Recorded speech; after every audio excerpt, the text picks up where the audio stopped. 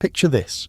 You're standing on a frost-slick wooden dock in the winter dawn of Ulrich AD as a fleet of longships slides silently into a Danish fjord. The icy wind bites your face, carrying the stench of brine and wet wood. But there's something far more chilling in the air. A roar echoes across the water, and the oarsmen raise their paddles high, saluting a teenage king whose eyes glitter with a fanatic hunger, and who will soon demand that dozens of enslaved women endure a ritual so brutal it will echo through Viking sagas in horrified whispers.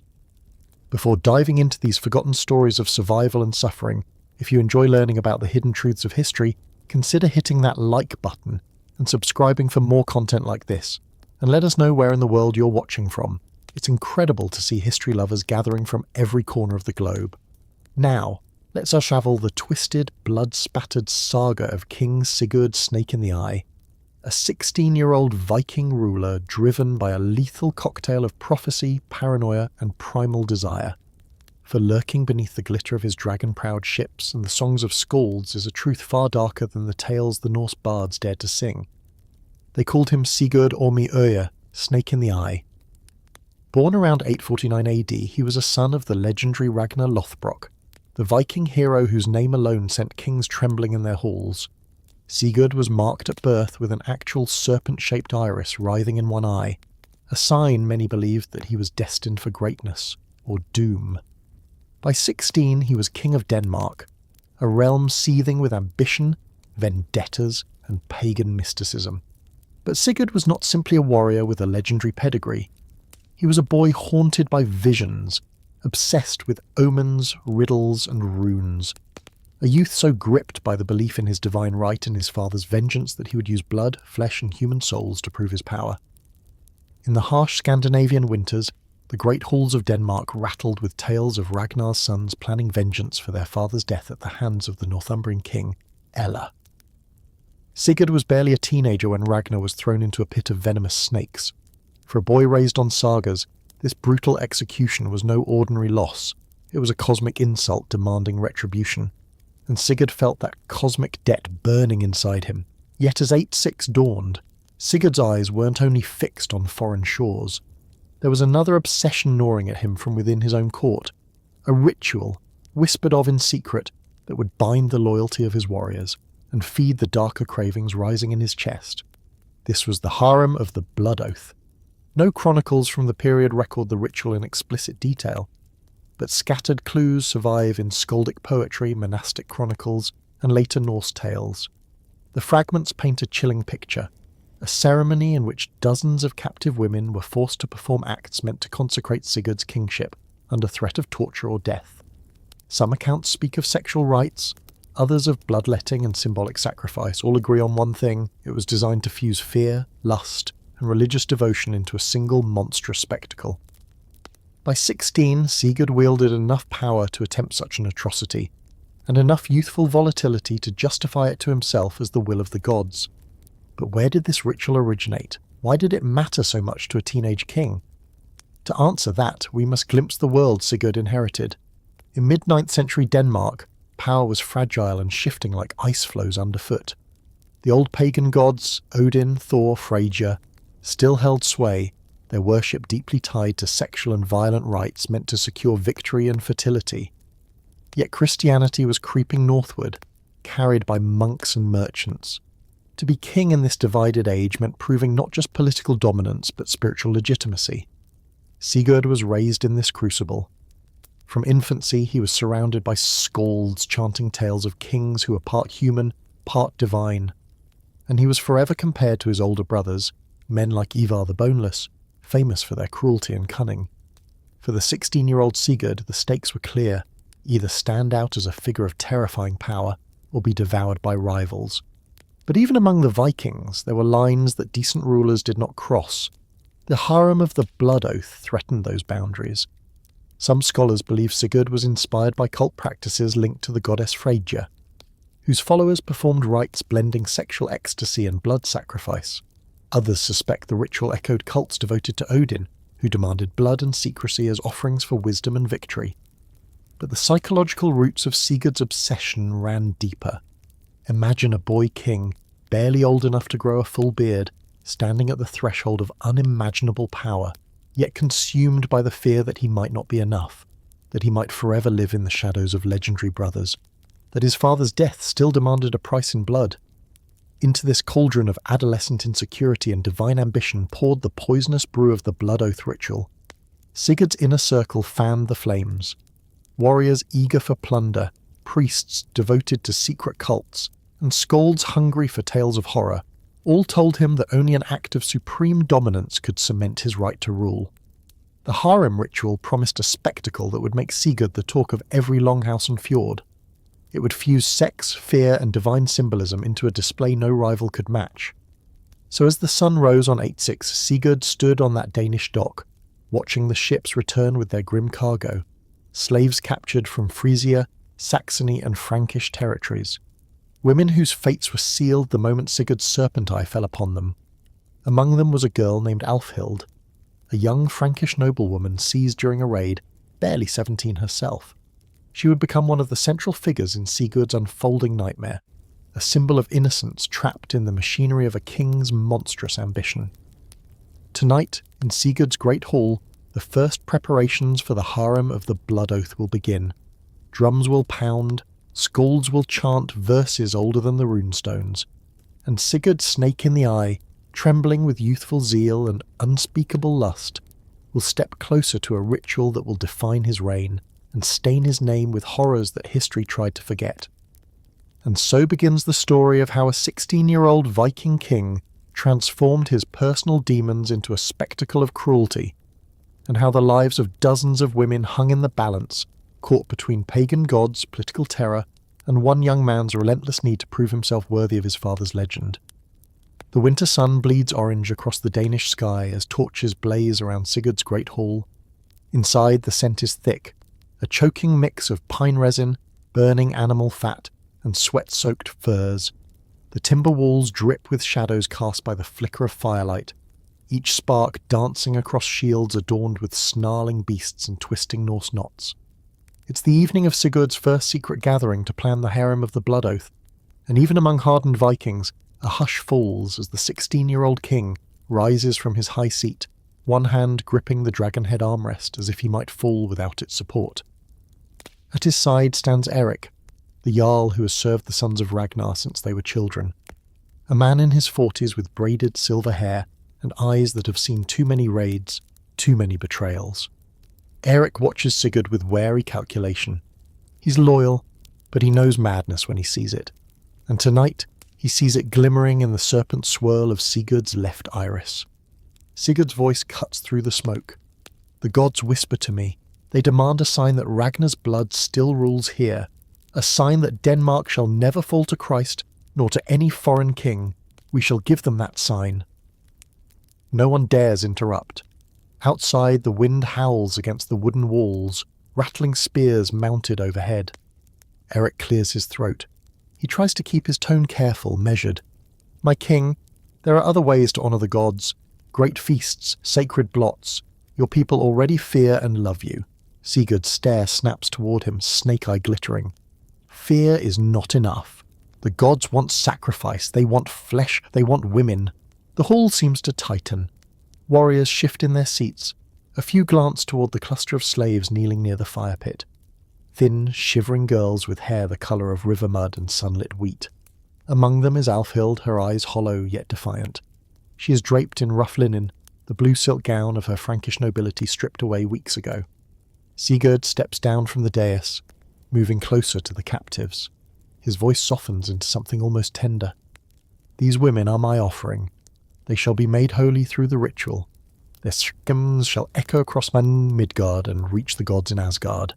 And every man here shall know that Sigurd Snake-in-the-Eye is chosen by Odin himself. Eric opens his mouth, but a single look from the young king silences him. Outside the hall, the snow falls in soft, deadly silence. But inside, the conspiracy grows. Over the next days, Sigurd's plan becomes clearer. He summons cedar women, priestesses versed in sorcery, women like Gunhild, a formidable practitioner of dark magic, rumoured to have drunk blood for visions. Gunhild arrives in the night, cloaked in sealskin. Her voice is a whisper of wind through trees as she addresses Sigurd. The power you seek comes at a cost. You wish to bind the loyalty of your men, to fill their hearts with terror and awe. Then your ritual must spill blood and sow desire in equal measure. She explains the ritual's mechanics in chilling detail. The women will be paraded before the court dressed in fine linens and gold. Each shall be forced to swear loyalty to Sigurd, or face punishment by knife or by fire. Then, in the presence of the gathered jarls and warriors, the women will be subjected to acts that fuse sexual humiliation with ritual sacrifice. Every drop of blood shed would feed the gods. Every forced moan or cry would seal Sigurd's claim to be not merely Ragnar's son, but the living avatar of the god's wrath. Sigurd listens, entranced, his lips parted as if drinking in a holy revelation. Gunhild goes further. If you wish the ritual's power to last, you must choose one woman, one who embodies purity. She must become your blot brooder, the bride of sacrifice Dum. Her blood will tie your fate to the gods. Sigurd's gaze slides toward Alfhild. Gunhild nods as if confirming a silent decision. She will do. Her noble blood will make the sacrifice doubly potent. Thus begins Alfhild's descent into Sigurd's nightmare. In the coming days, she is dragged from the slaves' quarters and confined to a private chamber inside Sigurd's hall. Her wrists are bound in braided leather cords. 2 shield maidens guard the door day and night. Alfhild's thoughts churn in panic. She was the daughter of a Frankish count. Her life was once fine gowns and minstrels' music scented with lavender. Now her nights are filled with the smell of pine pitch and the muffled screams of other captives. In the hours she spends alone, Alfhild can't help replaying the day she was captured. The Viking raid on her father's manor came before dawn, axes splitting oak doors. She remembers the red blur of blood spraying onto tapestries, the cries of her ladies-in-waiting, and the strange cold eyes of the boy king who watched as she was dragged to his ship. Sometimes in the darkness, Alfhild catches herself praying, to Christ, to Odin, and to anyone, yet the silence only answers. Meanwhile, Sigurd's obsession grows. He orders new tapestries woven, depicting great serpents coiling around naked women, a monstrous vision of the ritual to come. He has a dais built in the centre of the hall, high enough for every man to watch the ritual unfold. Even his own inner circle begins to fracture. Eric corners Gunhild one night near the stables. "Are you mad, witch? If he does this, he'll lose his people's loyalty. The Saxons will call him a beast. The Christians will rally armies." Gunhild merely smiles. Fear is power. Let the Christians tremble. Let the skalds sing of blood and desire. Sigurd will become a king whose name is remembered for 1,000 winters. But for Sigurd, this is no longer just politics. It is deeply, painfully personal. Each night he dreams of Ragnar's voice calling to him from the realm of the dead, demanding vengeance, demanding proof of loyalty. He sees visions of a throne built of skulls, a serpent coiling around it. He wakes gasping, sweat freezing on his skin, convinced that unless he performs the ritual, he will be cursed to die young, forgotten, and unworthy. His youthful insecurity festers into mania. One cold night, Sigurd slips into Alfhild's chamber alone. He stares at her for long minutes, then speaks quietly. "You are to be my blot brooder. The gods have chosen you. You will save me." Alfhild whispers, trembling, "Please let me go. I am not your sacrifice. I am just a girl." Sigurd's expression cracks, revealing for a fleeting instant the terrified boy beneath the king's mask. "You must be, or all is lost." He reaches out, touching her hair as if testing the softness of silk. Then he leaves, slamming the door behind him.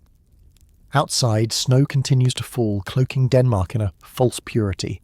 But inside Sigurd's hall, monstrous plans gather momentum. Soon the jarls and shield maidens will be summoned to witness the first rehearsals of the ritual. The drums will thunder, the cedar women will chant, and the teenage king will begin to cross the final threshold between the human and the monstrous. The question hanging over Denmark like a sword: can anyone stop Sigurd Snake-in-the-Eye from sacrificing Alfhild and plunging his kingdom into terror? The great hall of Sigurd Snake-in-the-Eye now beats like a monstrous heart. Each day pulses with new preparations. Word has spread through Denmark's fjords and villages that the young king plans something grand, something the likes of which no Viking realm has ever witnessed. Yet beneath the surface, fear coils tighter with every rumour.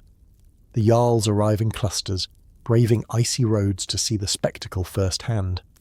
Great warriors, iron-clad shield maidens, even foreign traders from Frisia and Saxony crowd the outskirts of the royal compound. Some come out of curiosity, others because they hope to gain favour or avoid suspicion by pledging loyalty to Sigurd's new order.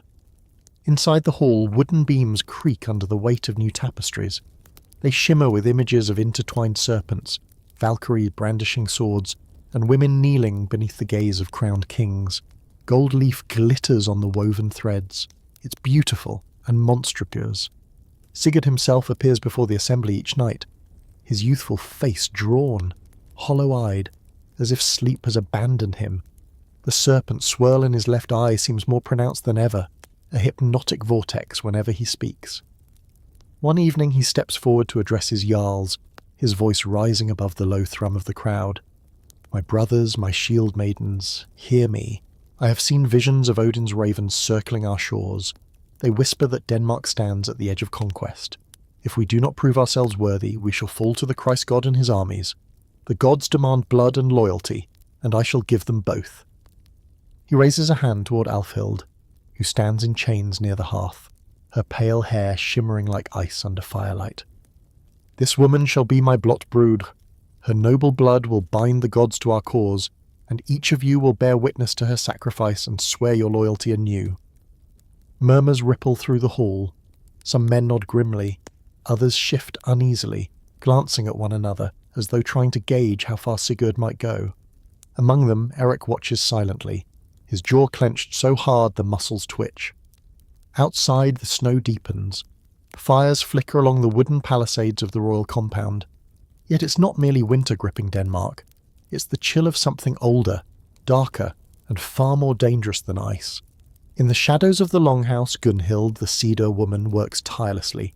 She mixes herbs into steaming bowls, burns runes into strips of birch bark, and hums chants older than the stones. One night she finds Alfhild alone, kneeling on a pile of straw. "Do you know why the gods chose you?" Gunhild whispers. Alfhild looks up with red-rimmed eyes, silent. "'Cause your purity makes you powerful. Your blood will open doors between this world and the next. But if you yield willingly, your suffering will be brief." Alfhild recoils as Gunhild leans closer, her breath smelling of burnt sage and blood. "Do not fight your fate, girl, or the king will make it worse than any death you can imagine." Gunhild slips away, leaving Alfhild trembling, clutching her torn linen dress as though it might shield her from the fate closing in around her. Meanwhile, Eric grows increasingly desperate. Late one night, he gathers 3 trusted warriors in a small storeroom. The wind howls outside, rattling wooden shutters. "Sigurd has lost himself in visions," Eric hisses, his voice low. "If he does the ritual, Denmark will fracture. The Saxons and Franks will come for us, claiming we've become devils. We'll lose the loyalty of our own people. We must stop this." But one warrior shakes his head. "He is Ragnar's son. To defy him is death." Eric slams a fist into a barrel. "Then it is death either way. I will not watch a child destroy the realm my fathers bled for." Yet Sigurd's hold over his men is powerful. In the days that follow, he hosts smaller gatherings inside the hall. Here, skalds sing verses praising the ritual, blending lust and sanctity in lines so vivid they make even hardened warriors shift in discomfort. "The serpent coils where blood doth flow, and woman's flesh shall fate bestow." Warriors pound the tables with their fists, half in fear, half in bloodthirsty anticipation. Sigurd's voice trembles with a mix of triumph and mania as he outlines the final steps. "On the night of the new moon, the gods shall watch as the blood oath is sealed. I shall claim the blot bruder before all. Her blood shall spill into the sacred bowl. Then each of you shall drink and swear anew your fealty." A young Jarl named Halfdan rises, face pale. "My king, the Saxons and Franks already call us heathens. This will confirm every horror they speak of us. They will come with armies. The Christians will paint you a monster." Sigurd snaps his fingers, a sharp, childish gesture of dismissal. Let them fear me. Let them call me demon. A demon king is better than a forgotten king." For Alfhild, time becomes a blur of terror. Each day she's prepared for the ritual like an animal being fattened for slaughter. Shield maidens bathe her in icy water scented with pine. They braid her hair with golden threads, dress her in linen so sheer she shivers beneath the stares of the guards. At night, she sobs until she can no longer make sound. She dreams of her father's manor, of rose gardens and harp music, and each dawn she wakes to the pounding of hammers as Sigurd's men construct the ritual dais. One evening Sigurd visits her again, alone. He crouches in front of her, eyes shining with that unnatural glow. His voice is soft, like a lover's. "I know you hate me, but I must do this. I cannot be weak like other kings. I am Ragnar's son. You are the bridge between me and the gods." Alfhild whispers, "You do not need my blood to be a king." Sigurd's expression turns distant. "Yes, I do. Otherwise, my brothers were right. I am nothing." Sigurd's mind teeters between divinity and madness. Visions plague him more vividly now. He claims to see Odin, cloaked and one-eyed, demanding the sacrifice. Sometimes Sigurd speaks of seeing his father Ragnar standing behind the Allfather, his flesh crawling with serpents, whispering, "Prove yourself, son, or fade into dust." By now, even the Jarls can sense the storm gathering. The day before the ritual, Eric makes his final move. He slips into Alfhild's chamber, face grave. "Listen to me. I will try to get you out. There's a fisherman's boat waiting under the cliffs, but if you're caught, there will be no mercy." Alfhild stares at him, barely daring to hope. "Why are you helping me?" Eric sighs. "Because I once swore to serve Ragnar. And Sigurd is not the man his father was. This ritual will damn him, and damn all of us."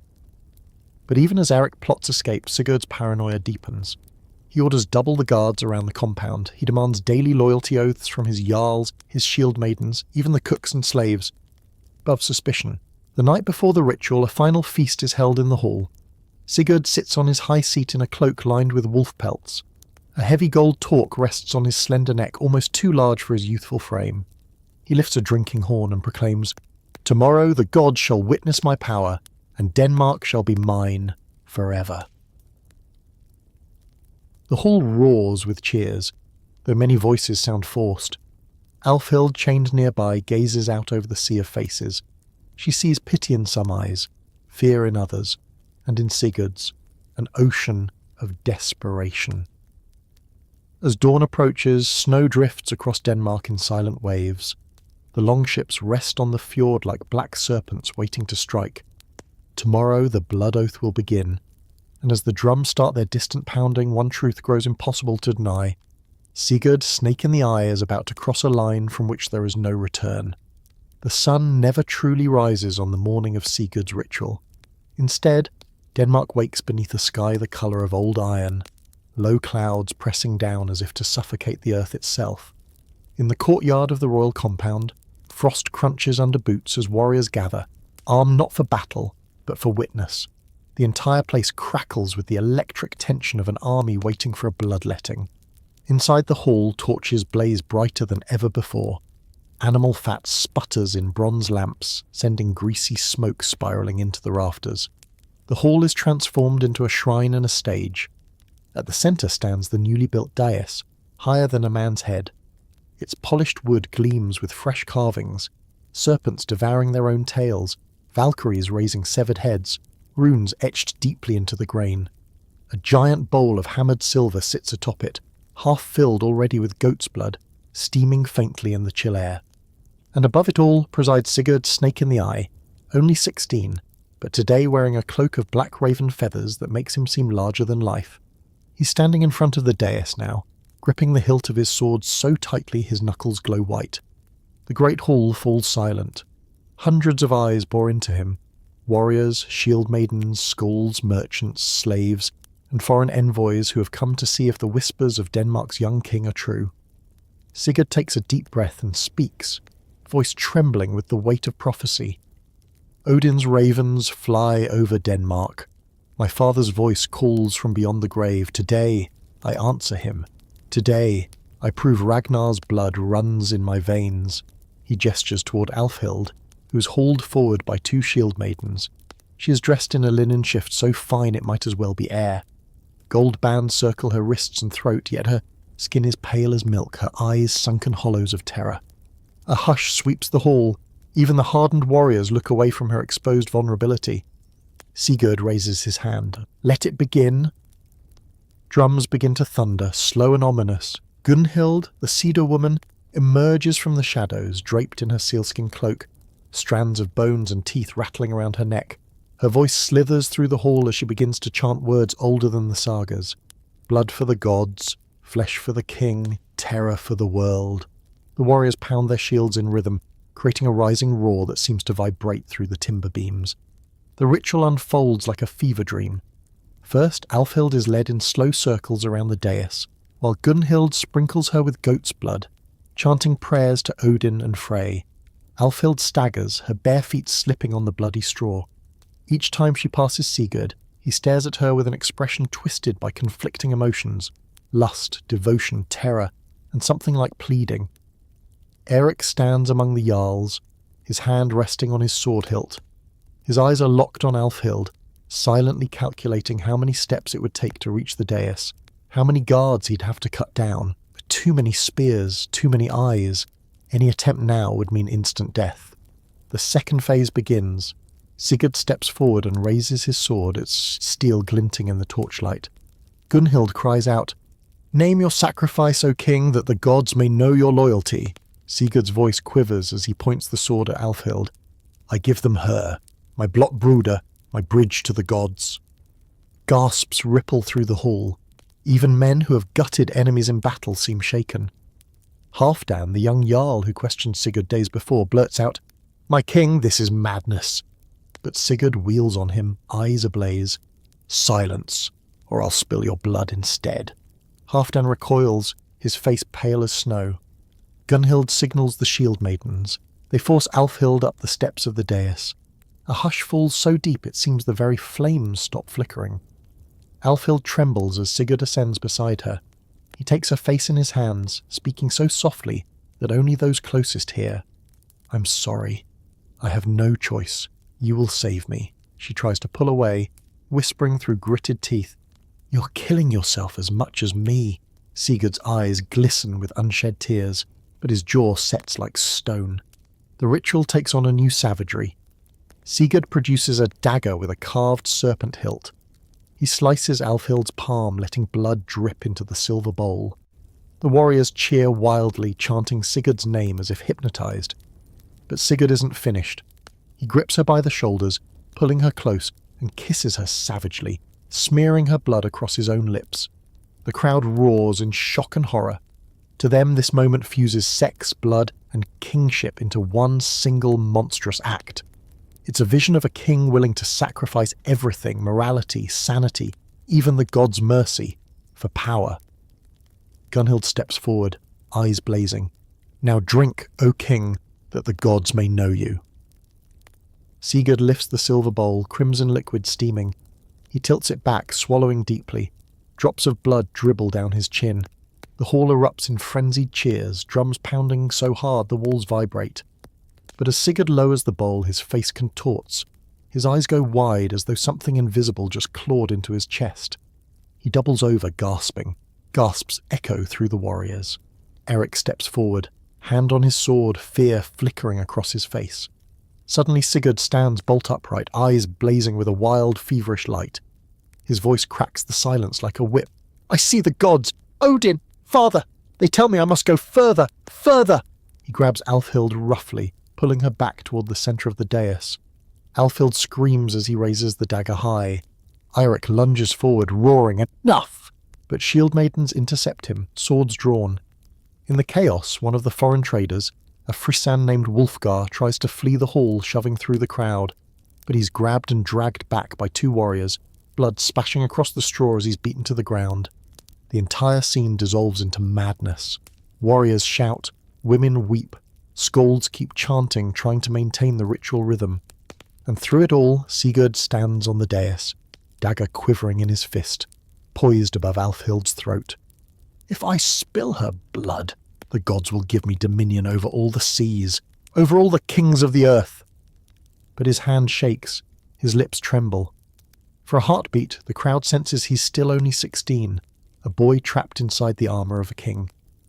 Alfhild stares up at him, tears streaking her face.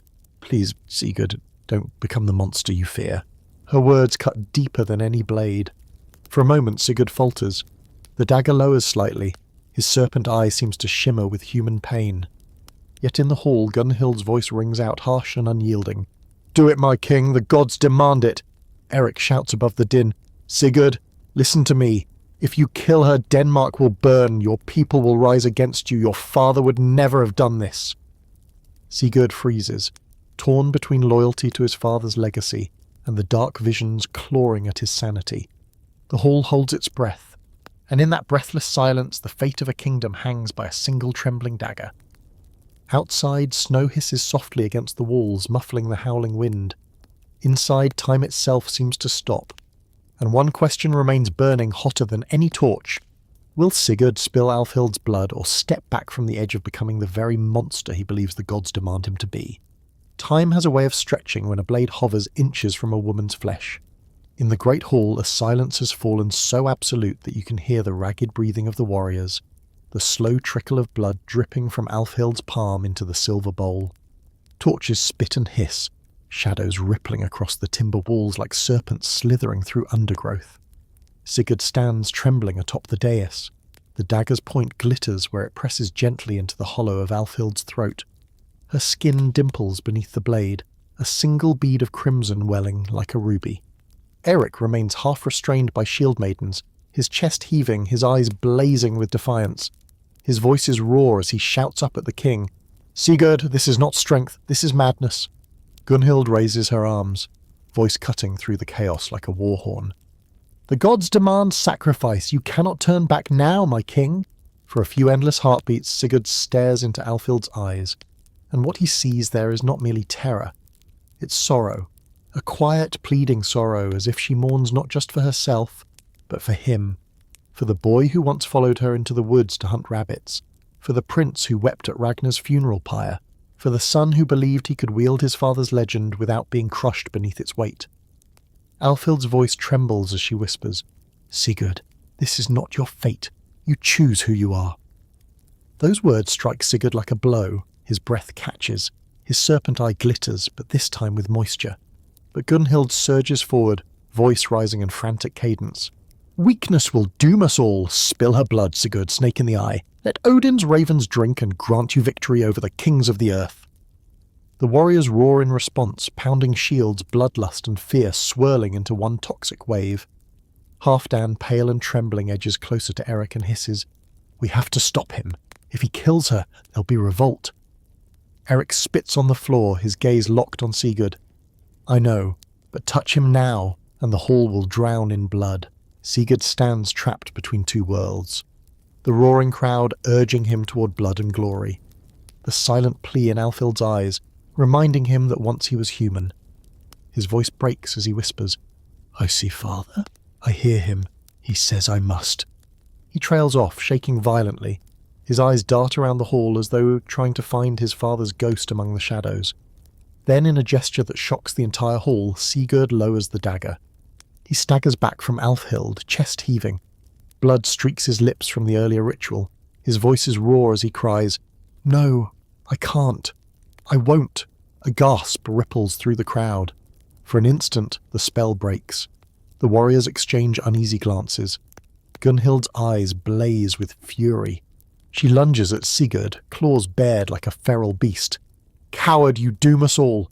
But before she can reach him, Sigurd backhands her so hard that she spins and crashes to the timber floor. A collective roar of disbelief surges through the hall. Alfhild slumps to her knees, sobbing in relief, blood trickling down her neck from the shallow nick the dagger left behind. Sigurd stares down at her, horror and self-loathing twisting his face. His voice is barely a whisper. "I'm sorry. I'm so sorry." Eric finally breaks free of the shield maidens and climbs the dais. He stands beside Sigurd, placing a trembling hand on the boy king's shoulder. "You did the right thing. Your father would have been proud." Sigurd's eyes brim with tears. "And why do I feel like I've destroyed everything?" But the crisis isn't over. Gunhild rises slowly, wiping blood from her lip. Her hair hangs around her face like wet seaweed. eyes glinting with venom. "The gods are angry, Sigurd Snake-in-the-Eye. They will punish your weakness. They will send famine, plague, storms." The crowd murmurs nervously. Fear seeps through the hall like a rising tide. Halfdan steps forward, voice shaking. "My king, she might be right. If you refuse the sacrifice, the people might lose faith. Already the Saxons gather in the south. The Franks sniff around our borders. We can't look weak." Sigurd turns to Eric, desperate. "What do I do? If I kill her, I become a monster. If I spare her, I lose my kingdom." Eric answers firmly, "Then you must prove your strength another way. Not with blood, but with leadership. With mercy. That will show you are Ragnar's son." Gunhild laughs, a chilling sound echoing off the beams. "Mercy? The gods care nothing for mercy. You've doomed us. And mark my words, Sigurd Snake-in-the-Eye, if you will not spill her blood, others will." With that, she storms out of the hall, a trail of followers at her back. Warriors and priestesses exchange worried looks. The fragile unity of Denmark hangs by a thread. Sigurd drops to his knees beside Alfhild, pressing his forehead against hers. His voice breaks as he says, "I wanted to be my father, but all I see in the mirror is a boy drowning in blood." Alfhild cups his face gently, despite the pain in her eyes. "Be Sigurd, not Ragnar, that's enough." Eric turns to the crowd and bellows, "Listen to me, men of Denmark. This ritual is ended. There will be no blood spilled this day." But the mood in the hall has shifted. Warriors look away, muttering. The Skalds exchange uneasy glances. The Saxon envoy in the corner wears a small, predatory smile. Halfdan whispers to Eric, "You know Gunhild will stir the people against him." Eric nods grimly, "And we'll have to stand ready, because the next blow will come from within these walls." Outside the hall, snow continues to fall, soft as ash.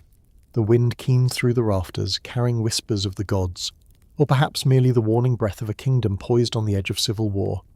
And at the centre of it all stands Sigurd Snake-in-the-Eye, clutching Alfhild's hand, silently wondering if sparing her life has sealed his own doom. 3 days after the aborted ritual, the sky above Denmark has turned slate grey, the sea churning with icy winds. Storms lash the coasts, battering the longships tied along the docks like animals pouring to escape, and inside the royal hall the young king sits upon his high seat, cloaked in raven feathers, staring into the flames of the hearth as though hoping to read his fate in the twisting tongues of fire. His serpent eye seems duller now, the gleam of divine certainty gone. Instead, Sigurd looks like a man haunted by shadows no one else can see. Alfhild sits nearby, wrapped in thick woolen blankets, her face pale but resolute. Though the shallow cut on her throat has scabbed over, the entire court treats her like a living omen. Warriors avert their eyes as they pass, some muttering that her survival has angered the gods.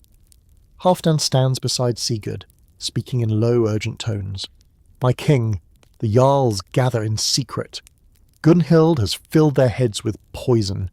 She says you have spurned the gods, that you've grown soft, that you'd rather save a woman than keep Denmark strong."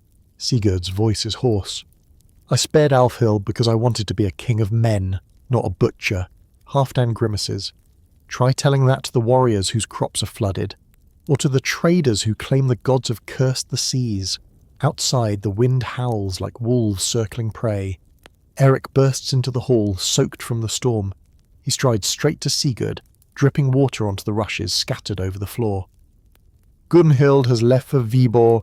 She's rallying priests and skalds against you. They're calling you the king who would not bleed." Sigurd recoils as though slapped. "They make me sound like a coward." Eric growls. "Worse. Like a man who has lost the gods' favour, and in this land that's the beginning of your death warrant." Sigurd rises slowly, his cloak rustling like wings. His face hardens. "If I kill Gunhild, I look like a tyrant. If I let her live, she will bring the Jarls to my gates. What am I supposed to do, Eric?" Eric's eyes burn with loyalty, but also a weary sorrow. Sometimes the only way forward is to show your people you're still willing to fight. Not Alfhild, but the ones truly threatening Denmark. Sigurd's serpent eye flashes, the old fire briefly returning. "Then I'll remind them why they called my father Ragnar Lodbrok." Meanwhile, the rumour mill grinds endlessly. In smoky alehouses, scolds spin tales of how Sigurd Snake-in-the-Eye drank a woman's blood, kissed her like a lover, then dropped his dagger and wept like a child. In the marketplaces, merchants whisper that the Saxons prepare for invasion, convinced Denmark is leaderless and vulnerable. Among the Jarls, divided camps emerge. Gunhild's faction, crying for blood and sacrifice to avert the god's wrath. Eric's faction, urging patience and diplomacy. The silent middle, waiting to see which side will triumph. Late one night, Alfhild wakes to the sound of muffled footsteps outside her chamber. She rises, clutching a dagger beneath her cloak. The door creaks open. A warrior slips inside, hooded and silent as a wraith. His dagger glints in the lamplight. Before he can strike, Alfhild lunges, ramming her blade into his thigh. The man howls, toppling backward. Moments later, Eric and Halfdan rush in, weapons drawn. Eric kicks away the assassin's blade and hauls him up by his hair. "Who sent you?" The man spits blood, gasping. "Gunhild says the gods demand her blood. The king is cursed." Alfhild shudders as Eric slams the assassin into the wall so hard the timber splinters. By dawn, word of the assassination attempt ripples through the palace like poison. Sigurd calls his council together. His voice echoes through the hall as he declares, "No more hiding in shadows. We ride to Viborg. I will speak to the Jarls myself. I will prove I am still king." Halfdan looks uneasy. "My king, that's dangerous. Gunhild has them whipped into a frenzy. You'd be riding into a nest of vipers." Sigurd's reply is iron. "If I don't face them, I've already lost my throne." Alfhild approaches Sigurd quietly. She grips his arm, her eyes pleading. "You saved me. Let me come with you. Show them you're not ashamed of your choice." Sigurd hesitates, then cups her cheek. "You're the reason I'm still standing, but if they see you beside me, they'll tear us both apart." Alfhild lifts her chin. "Then let them try. I'm done hiding." Sigurd stares at her, torn between fear for her safety and admiration for her courage. Preparations begin immediately. Sigurd's men polish their helmets until they shine like silver fish scales. War banners unfurl, dyed with Ragnar's serpent sigil. Horses are saddled, weapons checked and sharpened. In the stables, Eric leans close to Sigurd, speaking under his breath. "If this goes badly, we might have to fight our own countrymen." Sigurd grimaces. "Then so be it." On the morning of the ride to Viborg, snow drifts across the yard, swirling like pale ghosts. Sigurd mounts his horse, Alfhild riding beside him despite his protests. Eric and Halfdan take their places at his flanks. As they ride out through the palace gates, hundreds of eyes watch them from the ramparts. Some cheer, some glare in stony silence. A few spit in the snow as they pass. The road to Viborg cuts through pine forests heavy with frost. Ravens wheel overhead, their cries echoing through the trees. Alfhild leans close to Sigurd, murmuring, "Do you really think words can save your kingdom?" Sigurd answers quietly, "Words built my father's legend, and words can destroy mine. I have to try." By late afternoon, the towers of Viborg rise into view, wreathed in a pale winter mist. Beyond the gates, hundreds of warriors wait, axes and spears glittering. Red and black banners ripple in the wind, bearing Gunhild's rune mark. As Sigurd's party approaches, the crowd parts slowly. Hostility ripples through the ranks like a shiver passing over a beast's fur. At the centre stands Gunhild, cloaked in sealskin, eyes hard as flint. "Welcome, Sigurd Snake-in-the-Eye. Come to finish your sacrifice?" Sigurd dismounts, voice steady. "No, I've come to save Denmark from tearing itself apart." Gunhild spreads her arms theatrically. "Then you'd better speak fast, boy, because this crowd wants blood, and if you won't spill Alfhild's, they may demand yours." The warriors pound their shields, the sound like rolling thunder. Eric steps closer to Sigurd, hissing, "Be careful. One wrong word and they'll rush the gates." Sigurd squares his shoulders and steps forward, facing Gunhild and the Jarls. His voice rings out over the tumult. "I am Ragnar's son. My father bled for Denmark. I will not dishonour him with needless murder. You say the gods demand blood, but what god would destroy his own people for refusing to kill an innocent woman?" Murmurs ripple through the crowd. Gunhild snarls. "Then you call me a liar? A false priestess?" Sigurd answers, firm. "I call you blinded by blood. And if I must spill blood to protect this kingdom, let it be in battle against our enemies, not against our own people." Gunhild's face twists with fury. "Then you choose war, because I will not kneel to a king who lets the gods go hungry."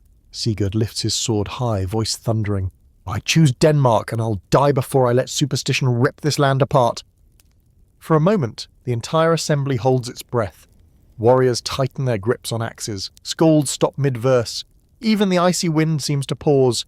Then Gunhild hisses, "Then we'll see who the gods favour, boy king." And with a savage gesture, she signals her men. Hundreds of warriors surge forward, weapons raised. And as steel clashes against steel, Denmark plunges into civil war. Steel screams against steel. In the snowy fields outside Viborg, the air is filled with the savage music of axes clanging against shields, swords flashing like lightning under a leaden sky. Blood spatters across white drifts, steam rising in crimson mists. Sigurd Snake-in-the-Eye wades into the chaos astride his warhorse, sword flashing. Raven banners whip around him, the serpent sigil of Ragnar's line straining in the wind. Behind him rides Eric, face set like iron, blood streaking his brow. Alfhild, though Sigurd begged her to remain behind, has taken up a fallen warrior's spear and fights beside him, hair streaming wild around her shoulders. Gunhild's forces slam into Sigurd's lines like a black tide. Her voice rises over the clamour, shrill and commanding. "Kill the Oathbreaker! Spill the whore's blood for the gods!" Warriors surge toward Alfhild, eyes blazing with holy frenzy. Sigurd spurs his horse forward, slashing down two men who lunge for her. He bellows, "Stand behind me, Alfhild!" But she snarls back. "I'll not hide while men die for me." Halfdan appears at Sigurd's side, panting, sword dripping. Gunhild's warband pushes from the east. They are trying to split us. Eric growls, "We hold them here, or Denmark falls." Sigurd's serpent eye gleams, voice cutting through the roar of battle. "Then we hold." All around them, the snow turns to slush beneath churned feet and bodies. Men fall screaming, axes buried in skulls. Spears glint in the gloom, dripping red. Sigurd's warriors rally behind him, chanting his name, "Sigurd, Sigurd, Snake-in-the-Eye." But for every man he cuts down, two more rise in Gunhild's name. Gunhild herself stalks the battlefield like a vengeful wraith. Her white blonde hair is spattered with blood, her eyes incandescent with fanatic fury. She shouts, "The gods crave sacrifice, kill the king who betrayed the blood." Her priestesses swarm forward, shrieking invocations, hurling handfuls of sacred herbs that burn the eyes and throat. Warriors stumble, blinded, coughing, making easy prey for Gunhild's axes. In the chaos, Sigurd catches sight of the Saxon envoy standing on a small rise, wrapped in a thick cloak. A faint smile curls the envoy's lips as he watches Danes slaughter each other. Sigurd realizes with a sick jolt that the Saxons will march in as conquerors if Denmark tears itself apart. He roars to his men, "Don't fight for me, fight for Denmark, for the land our fathers bled to build." Halfdan drives his sword into an enemy's gut, then grabs Sigurd's arm. "We need to reach Gunhild. Cut off the head and the body dies." Sigurd nods grimly. "Eric, guard Alfhild." Alfhild bristles. "No, I come with you." Sigurd locks eyes with her, torn between love and dread. "If I fall, live, remember me as I am now, not the monster they tried to make me." Alfhild's voice trembles. "Then don't fall." Sigurd, Halfdan, and Alfhild plunge into the thick of battle, cutting a bloody path toward Gunhild. The priestess stands atop a mound of corpses, cloak billowing like wings. She sees them coming and laughs, lifting her staff high. "The gods have chosen, Sigurd Snake-in-the-Eye. You've lost." Sigurd mounts the mound, blades clashing as he drives back her guards. Atop the blood-soaked hill, Sigurd and Gunhild face each other. She hisses, "You should have spilled Alfhild's blood. The gods would have forgiven you. Instead, you chose her over Denmark." Sigurd's chest heaves. "I chose humanity over madness." Gunhild lunges, staff swinging. Sigurd blocks it with his sword, sparks flying. They grapple, twisting and slashing, their struggle framed by the swirling snow. Down below, Eric and Halfdan rally Sigurd's forces. "Hold the line, for Ragnar's blood." Alfhild fights beside them, eyes wild with fury, spear darting like a snake's tongue. but for every man they slay, more pour into the fray. On the hilltop, Gunhild screams, "Die, Oathbreaker!" She raises a hidden dagger, driving it for Sigurd's throat. He catches her wrist, snarling, serpent eye blazing. "I will not be ruled by fear or by ghosts." With a savage twist, Sigurd forces her dagger back toward her chest. Gunhild's eyes widen in horror as the blade sinks between her ribs. Blood wells around the hilt. She gasps, fingers clawing at Sigurd's tunic. "The gods will curse you," Sigurd whispers. "Let them try." Gunhild sags in his arms, dying breath, fogging the winter air. When she falls, a hush ripples through the battlefield. Gunhild's priestesses wail in grief and terror. Warriors falter, staring in shock at their slain leader. Sigurd raises his sword, voice thunderous. "The blood is finished! No more sacrifices! Denmark will live, or fall, as one people!" Slowly weapons lower. Warriors look at each other, as though awakening from a fever dream. Halfdan calls out, "Sigurd lives, Gunhild is dead, lay down your arms." One by one men begin to drop their axes. The chanting stops. Silence spreads across the field like a fresh snowfall. Sigurd stands trembling, covered in blood. Eric clasps his shoulder. "You've ended it. The kingdom is yours." Sigurd gazes down at Gunhild's lifeless body, eyes haunted. "At what cost, Eirik? My own people's blood, my own soul." Alfhild approaches, wiping blood from her cheek. "You did what you had to do. You spared me. You spared Denmark." Sigurd takes her hand, his voice raw. "I wonder if the gods will ever forgive me." Alfhild answers softly. "Perhaps the gods don't rule us as much as we fear." The snow begins to fall harder, blanketing the battlefield in white. Bodies lie scattered among drifts, crimson stains soaking through the pale crust. Sigurd lifts his eyes toward the distant horizon where storm clouds gather. It's not over yet. The Saxons are still watching, and now Denmark is weaker than ever. Eric nods grimly. "Then we must rebuild, or all the blood was for nothing." Sigurd closes his serpent eye for a long moment. When he opens it, the fire glows there once more. Then we rebuild. Spring breaks like a gasp over the north. It's been 3 months since the snow-blanketed fields of Viborg ran red with the blood of Danes. 3 months since Gunhild died gasping on a mound of corpses, her dagger turned inward. And 3 months since Sigurd Snake-in-the-Eye stood in the ruin of a war he never wanted and declared the blood must end. Now the sky is blue, the trees are budding, but beneath the thaw, the wounds remain. The great hall of Ledre is quieter now. Gone are the priests, the howling chants, the smoke of sacrifice. In their place, builders, artisans, women, laughing with children in their arms. The longships still glide across the sea, but now they return carrying salt and timber, not slaves or severed heads. Sigurd sits alone at the top of the hall, fingers drumming lightly on the arm of his carved oak throne. His crown lies beside him, untouched. He hasn't worn it since the battle. Alfhild enters, her step light despite the faint limp from a spear wound to the thigh. She holds parchment in her hand, dispatches from the Saxon frontier. "The envoys ask for terms again," she says, voice soft but firm. "They've seen we've survived. Now they want what they always want, our gold and our surrender." Sigurd doesn't answer immediately. His serpent eye gazes into the hearth, the flames dancing like memories. Memories of screams, of Gunhild's voice echoing in the snow, of the priestesses with blood on their faces and ecstasy in their eyes.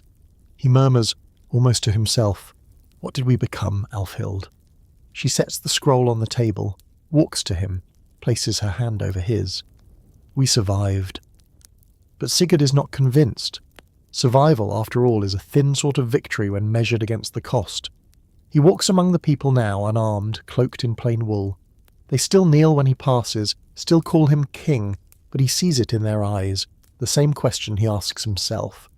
How much of the old Sigurd remains? Halfdan has returned to the coast, rebuilding the navy. Eric governs Jutland, enforcing the new laws Sigurd has decreed. No man shall be sacrificed in the name of the gods again. Blood must feed the soil through toil, not slaughter. Some rebel against these changes. Quietly in remote villages, the old rites still echo.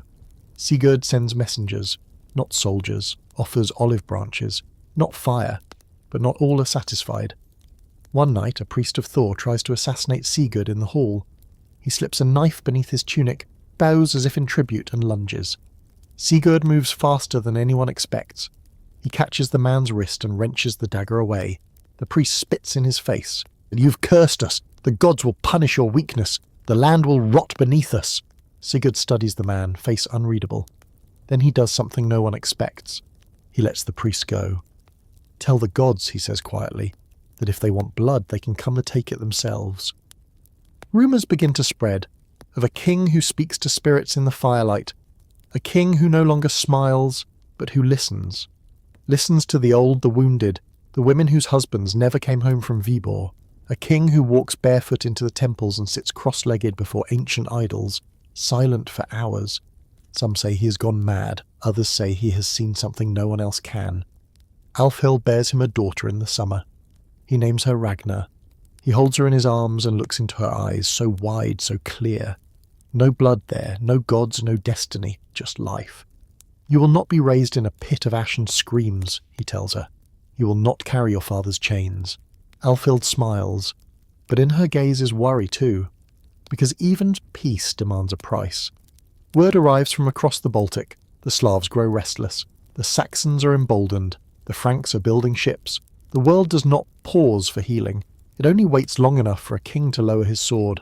Sigurd knows he cannot keep it sheathed forever. So he sends out envoys of his own, not to conquer, but to connect, to learn, to trade. He establishes a council of jarls, not to rule him, but to keep him in check. And he begins a chronicle, a book of Denmark's kings, starting not with Ragnar, but with the nameless chieftains who lived before memory.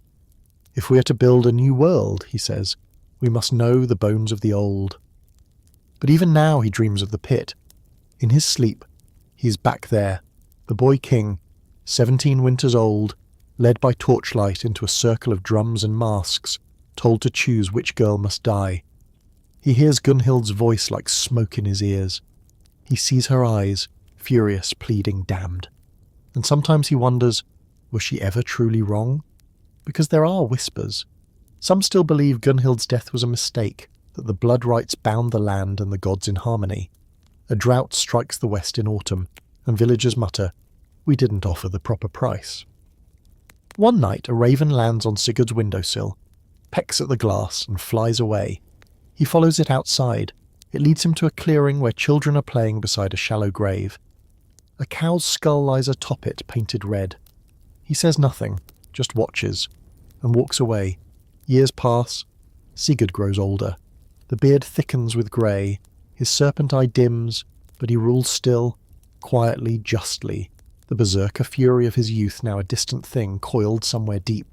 Tamed, but never dead. Alfhild rules beside him.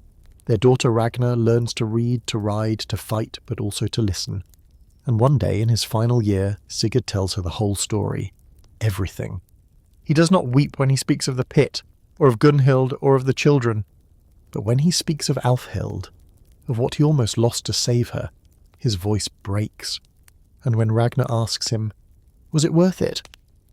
Sigurd looks at her for a long time, then at the hall, the fields, the ships in the bay. He whispers, "Ask me again in your time."